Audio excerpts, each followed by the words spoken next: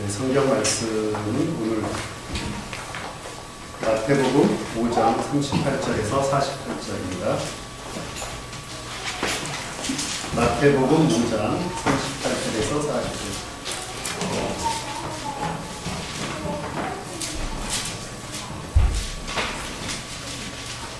(5장 38절부터) 읽겠습니다.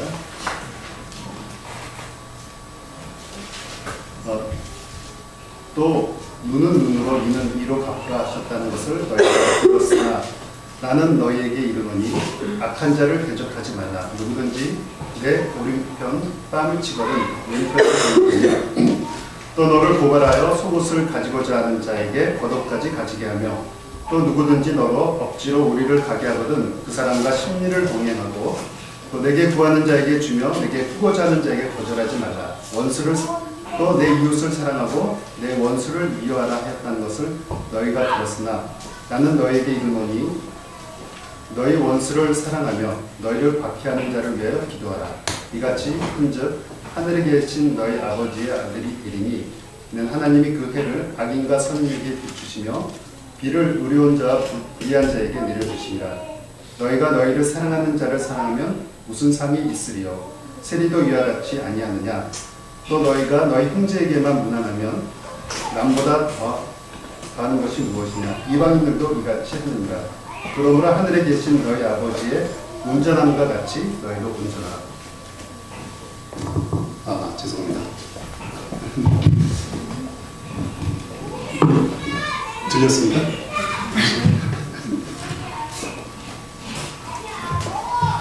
네, 오늘은 그 제목은 너희도 온전하라 라는 말씀을 가지고 같이 나누겠습니다.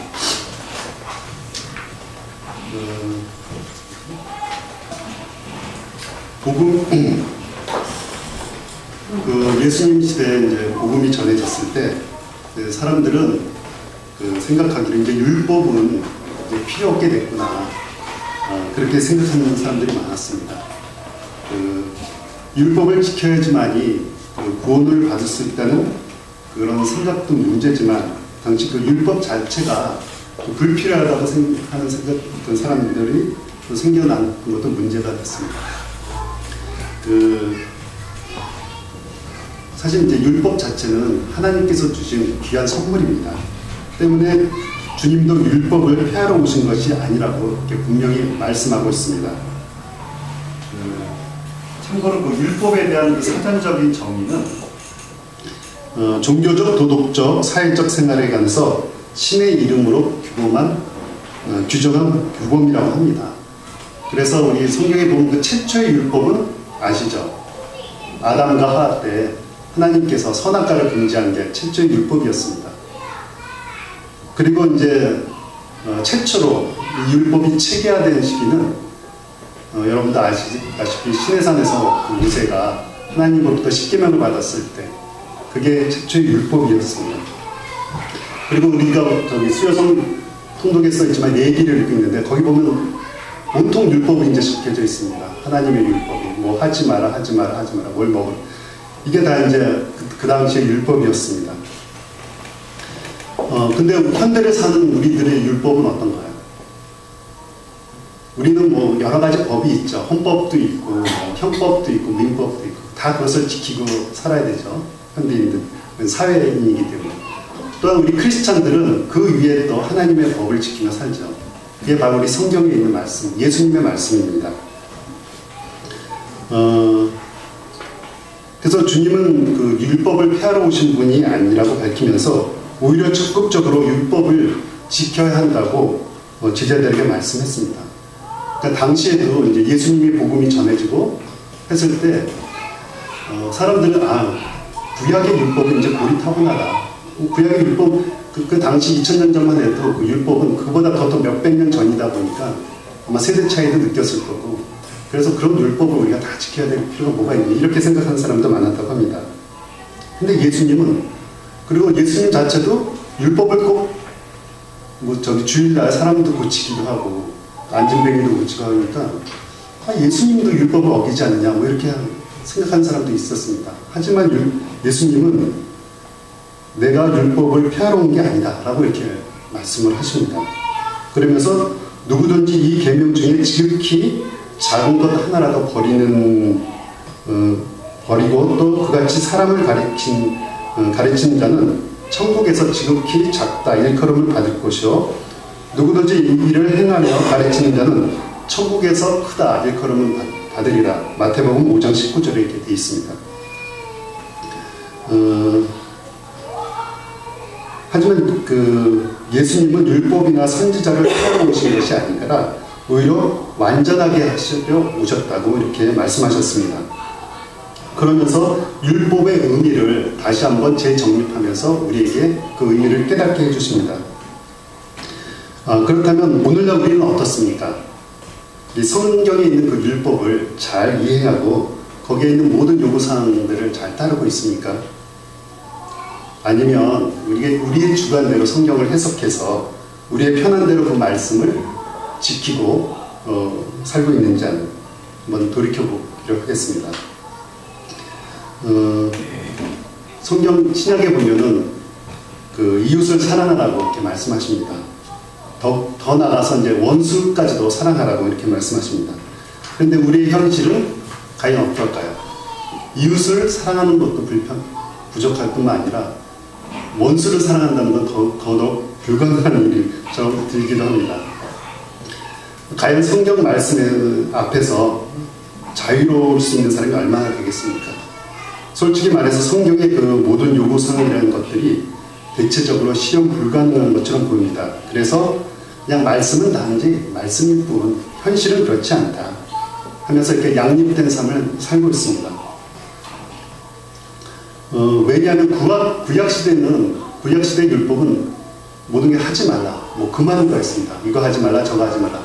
그러니까 그거를 하지 않기만 하면 율법을 지키게 됩니다. 근데 예수님 시대에 들어와서는 어떻게 됩니까? 하지 말라가 아니라 이제 하라고 바꿔버립니다. 원수도 사랑해라, 이웃도 사랑해라, 뭘 해라. 그러니까 이제 사람들이 더 지키기 힘들어진 거죠. 오늘 봉독한 말씀을 통해서 주님은 우리에게 무리한 요구를 하고 있는 것 같습니다. 그리스도인들은 삶은 거룩해져야 된다. 거룩한 삶을 살아야 된다. 그리고 온전해져야 된다. 온전한 삶은 이웃을 사랑으로 이웃을 사랑하고 더 나아가 원수까지 사랑으로 이어져야 된다라고 예수님이 말씀하십니다. 하지만 우리는 이 정도면 충분하지 스스로 자위하면서 주님의 말씀을 애써 외면하고 있습니다. 우리는 그냥 교회에서 열심히 직분에 충실하고 또 봉사하고 그러면은 다 됐지. 어떻게 그 말씀을 다 지킬 수 있나. 근데 하나님은 우리에게 말씀하십니다. 아버지를 본받아 아버지의 성품을 따라 행동하라. 아버지처럼 행할 때 비로소 너희가 하나님의 자녀가 된다라고 말씀하십니다. 그렇습니다. 자녀는 아버지를 닮아야 됩니다. 하나님 아버지께서는 여기 성경에 나왔듯이 선인과 악인에게 똑같이 대하십니다. 전혀 차별하지 않으신다고 주님이 분명히 말씀하고 계십니다. 그것이 바로 주님이 말씀하시는 온전함이라는 사실을 잊지 말고 분명히 기억해야 됩니다.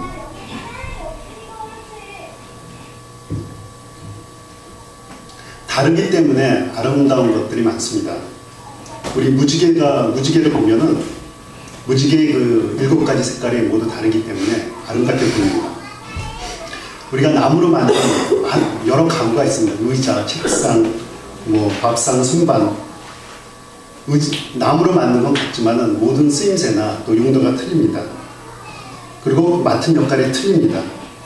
그 다름을 통해서 결과적으로 우리는 멋진 삶을 살 수 있게 되는 것입니다.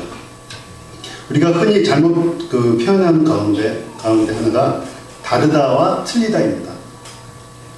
한국 사람은 미국 사람과 피부색이 다르다라고 이렇게 표현을 해야 되는데, 한국 사람은 미국 사람과 피부색이 틀리다라고 하는 사람도 종종 있습니다. 그리고 저 사람은 나와 의견이 다르다 이렇게 말해야 되는데, 저 사람은 나와 의견이 틀리다라고 말하는 사람이 있습니다. 다르다와 틀리다는 분명한 차이가 있습니다. 그와 나는 다르다는 것은 그 심리적인 그 배경이 서로 그 인정하는 유연한 자세가 깔려 있습니다. 하지만 틀리다라고 이렇게 하는 것은 저 사람은 어쨌든 뭔가 잘못되어 있어. 그래서 고쳐줘야 되고 단죄해야 되고 이렇게 한다는 그 심리적인 그 밑바탕이 깔려 있습니다. 그래서 다른 사람들이 그 많이 있다는 것을 인정하면 다른 나와 그 타인이 다르다라는 것을 인정하게 되면 유연하고 또 다양한 생각을 수용하게 되지만 틀린 사람이 많다라고 생각하는 것은 그 다른 사람의 생각을 수용하지 못하고 경직되게 사고하는 결과입니다. 하지만 또 틀림을 다름으로 생각하는 것도 문제입니다. 우리가 이제 수학에서 보면 1 더하기 1은 2인데 어떤 사람이 5라고 합니다. 이것은 틀린 거지 다른 것이 아닙니다. 근데 아니다, 이거는 다르다. 뭐 철학적으로 하면 이거는 뭔가 모두 될 수 있기 때문에 이거는 다르다 이렇게 한다면 또 문제가 발생이 되고 우리 사회는 또 혼란하게 됩니다. 그래서 우리 그 현대사회는 상당히 다양성을 요구하게 됩니다. 그래서 뭐 종교도 다원화되고 그래서 기독교도 뭐 이단이 생기고 이게 다 다른 종교다. 다 같은 기독교지만 조금씩 그 성격은 다를 뿐이다라고 많이 하고 그걸 인정하게 되면은 상당히 사회는 혼란하게 됩니다. 기독교도 혼란하게 됩니다. 그것은 분명히 틀린 거죠. 영어로 말하면 이제 롱이 됩니다. 그래서 우리는 다른 거와 틀린 것을 엄격하게 구분할 수 있어야 됩니다. 오늘날 우리 신앙생활에 있어서도 다름과 틀림을 잘못 사용하고 있지 않는지 한번 돌이켜봐야 됩니다. 우리 민족은 유난히도 그 다르다는 것을 참지 못하는 민족이라고 합니다. 그래서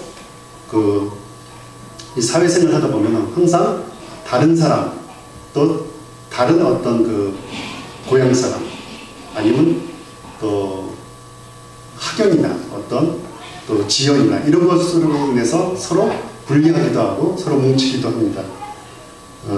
그리고 또 우리 결혼을 할 때, 또 자녀를 결혼할 때 출신 지역에 따라서 또 그 결혼을 시키기도 하고 안 시키기도 합니다. 이런 그 틀림으로 인한 잘못된 인식이 우리 사회에 많은 혼란을 야기시킵니다. 오늘 그 공독한 본문 말씀을 통해서 주님이 그 구약 성경의 말씀과 반대되는 말씀을 하는 것처럼 생각하는 사람들이 오해하는 사람들이 많이 있었습니다. 과연 주님이 구약 성경의 말씀과 반대되는 말씀을 하셨을까요? 주님이 구약 성경과 다른 말씀을 하셨습니다. 혹시 틀린 말씀을 하신 것은 아니었을까요? 구약의 그 말씀을 정면으로 위배하는 듯한 언사로 들릴지도 모릅니다. 그래서 이제 주님은 당시 유대인들에게 많은 오해를 샀습니다. 하지만 주님은 분명히 말씀하십니다. 내가 율법이나 선지자를 폐하러 온 줄 생각하지 말라. 폐하러 온 것이 아니라 완전하게 하려 함이라고 마태복음 5장 17절에 말씀하십니다.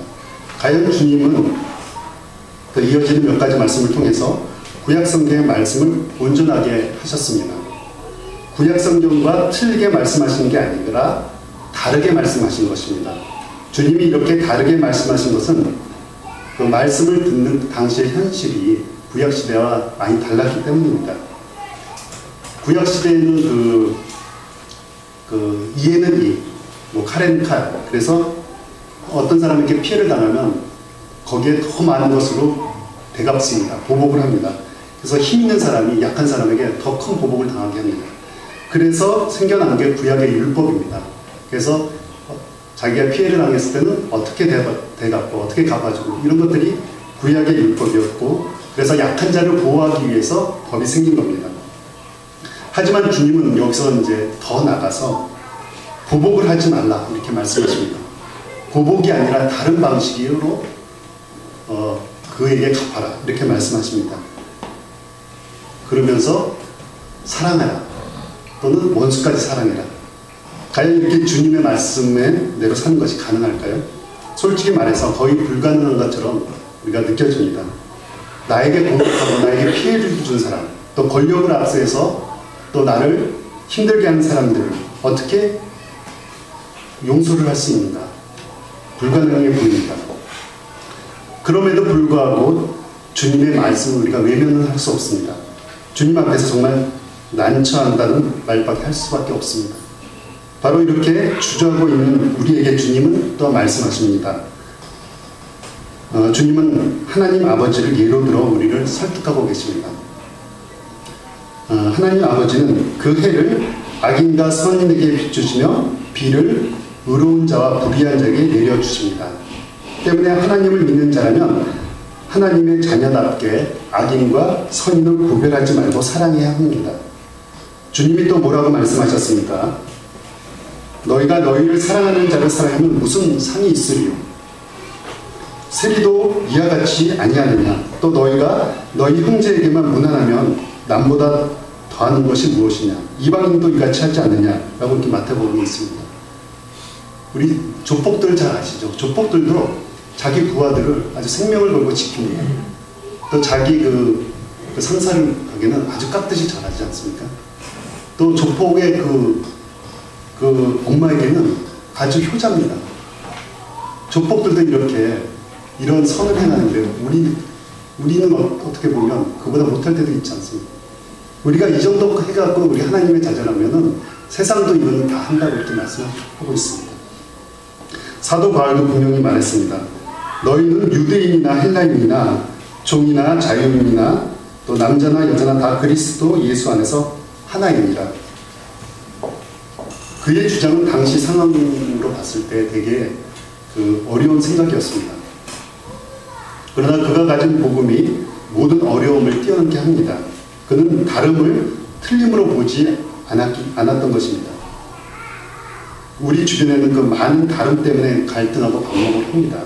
그들의 다름을 인정하고 사랑하지 않기 때문에 많은 문제가 발생됩니다. 다름을 인정해야 사랑이 생깁니다. 저도 주변에 보면은 그런 다른 사람들 많이 보게 됩니다. 그리고 우리 유치원에 보내는 부모님 중에 베트남 여인이 있습니다. 근데 그분은 제법 말을 합니다. 근데 이제 그의 남편이 누군지 잘 몰랐어요. 그래서 한 번은 남자가 오길래 할아버지가 오시더라고요. 그래서 제 할아버지구나. 그러니까 며느리는 베트남 여자고. 근데 알고 봤더니 며느리가 아니고 남편이었습니다. 근데 이제 보면 이제 놀이터에서 보면 애들을 이렇게 이제 끝나고 이렇게 애들 노는 걸 이렇게 지켜보는데 주변에 별로 한국 아줌마들이 이렇게 와서 다가가서 얘기를 걸고 이렇게 친구처럼 해주는 분이 없어. 항상 혼자 있습니다. 어떨 땐 제가 가서 같이 인사하고 그러는데 분명히 다르죠. 문화도 다르고 베트남 여자이고 말도 좀 어색하지만 우리는 그냥 다름을 인정하지 못하고 사랑으로 베풀지 못하기 때문에 융화되지 못하고 있는 모습이 좀 안타깝습니다.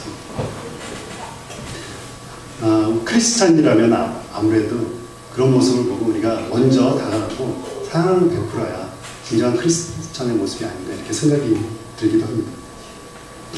이 복음은 다름을 보다 성숙하게 만드는 능력이 있다고 합니다. 복음을 믿고 하나님의 자녀가 된다는 것은 다름을 넘어서 보다 성숙해지는 것이라고 할 수 있습니다. 때문에 거의 실천 불가능해 보이는 주님의 말씀도 예수 그리스도의 복음을 믿고 하나님의 자녀가 된 우리에게 있어서는 당연히 실천해야 할 것이며 또 그렇게 실천할 수 있는 것입니다. 사랑하는 성도 여러분, 우리는 더 이상 핑계를 대서는 안 되죠. 작은 것은 큰 것을 품을 수 없지만 큰 것은 작은 것을 품을 수 있다고 합니다. 또 십자가로 우리를 구원하신 주님의 말씀에 순종하여 우리도 온전해야 합니다. 그래서 주님이 분명히 명령하고 있습니다. 나는 너희에게 이르노니 너희 원수를 사랑하며 너희를 박해하는 자를 위해서 기도하라. 마태복음 5장 43절에 이렇게 있습니다. 우리를 미워하며 박해하는 원수까지도 사랑하며 기도할 수 있다면 우리가 사랑하지 못할 대상이 없습니다. 어제도 우리가 일터에서 볼 때 도둑질한 자에게 예수님이 바울이 말씀했나요?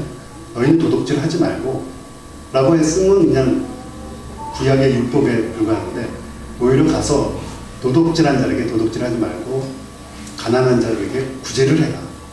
그러니까 도덕한 사람에게 가서 벌 주고 뭐 야단치는 게 아니라 반대로 너보다 더 가난한 사람이 많으니까 가서 구제를 해라. 그러면 이 도덕질한 사람이 생각을 하게 되지 않겠습니까? 나를 용서하고 오히려 구제해라. 만약에 그 사람이 정말 구제를 하게 됐다면 당연히 자기가 했던 도덕질도 끊게 됩니다. 마찬가지로 우리가 이웃을 사랑하지 못하는 경우 차라리 원수를 사랑해 보십시오. 원수까지 사랑했으면 이웃도 사랑하는 것은 당연할 겁니다.